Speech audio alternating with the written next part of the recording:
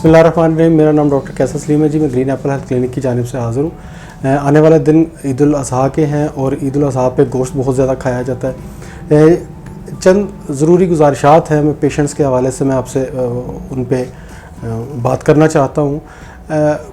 जो हमारे आजकल पेशेंट हैं डायबिटीज़ के, फिर कार्डिक पेशेंट हैं और हाइपरटेंशन के जो पेशेंट हैं जिनको आर्थराइटिस है, यूरिक एसिड जिनका बड़ा होता है, लिवर डिसऑर्डर्स जिनके चल रहे हैं, फिर स्टमक के जो पेशेंट हैं, इन सब के लिए कुछ चीज़ें मैं डिस्कस करूँगा।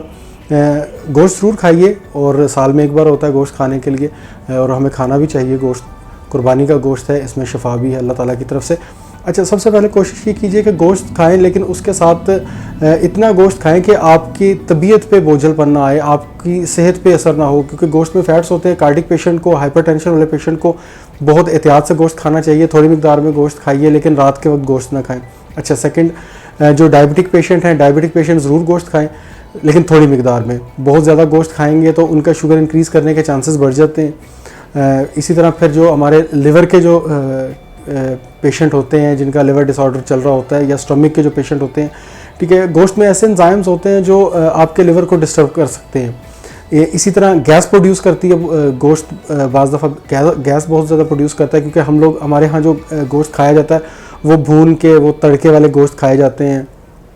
फिर साथ में एक डिश तो होती नहीं है, मुख्तलिफ डिशेस होती हैं जिसमें चावल भी होते हैं, बारबेक्यू भी होता है, फिर सालन भी होता है, कबाब भी होते हैं। ये मतलब बहुत सारे, हमने एक ही टाइम में गोश्त के बहुत सारी डिशेस खा रहे होते हैं।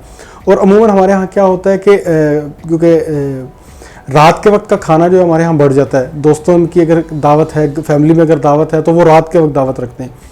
तो हम क्या करते हैं कि बहुत सारा खाना खा के, बहुत सारा गोश्त खा के, डिफरेंट डिशेस खा के फिर हम वॉक नहीं करते, हम प्रॉपरली डाइट का प्लान करके नहीं खा रहे होते, जिसकी वजह से हमें एसिडिटी प्रोड्यूस होती है, स्टमक डिस्टर्ब होता है, लिवर डिस्टर्ब होता है। जो कार्डिक पेशेंट हैं उनका हाइपरटेंशन होने के चांसेस बढ़ जाते हैं।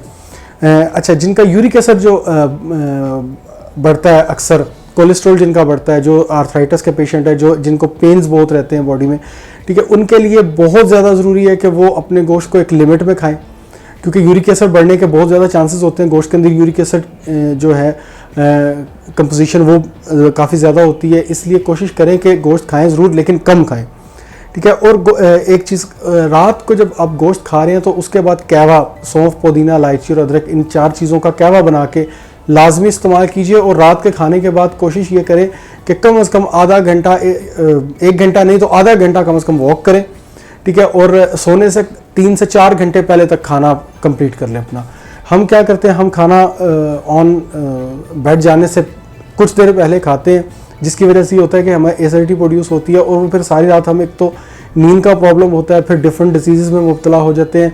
बजाय हमें फ़ायदा देने के गोश्त हमें वो नुकसान दे रहा होता है, और कुछ दिन के बाद फिर हम डॉक्टर्स के पास अपना मैदा पकड़ के जा रहे होते हैं। डायरिया होने का ख़तरा इसमें हो जाता है। मेरी आप लोगों से यही रिक्वेस्ट है, ईद अपने दोस्तों के साथ खुशियाँ ज़रूर मनाइए, अपने दोस्तों को याद रखिए, अपने प्यारों को याद रखिए, ऐसे लोगों को याद रखिए जो